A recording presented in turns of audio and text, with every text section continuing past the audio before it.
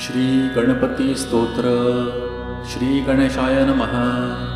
नारद उवाच। ओम प्रणम्य शिरसा देवं गौरीपुत्रं विनायकं भक्तावासं स्मरे नित्यं आयुः कामार्थसिद्धये।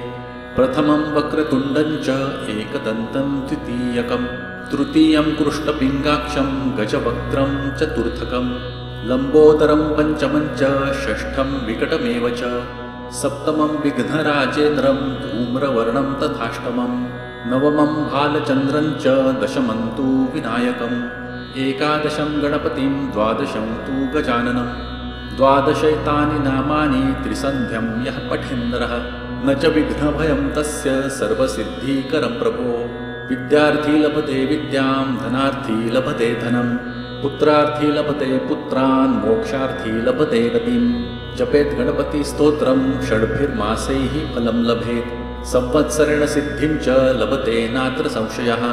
अष्टभ्यो ब्राह्मणेभ्यश्च लिखित्वा यः समर्पयेत् तस्य विद्या भवेत् सर्वां गणेशस्य प्रसादतः।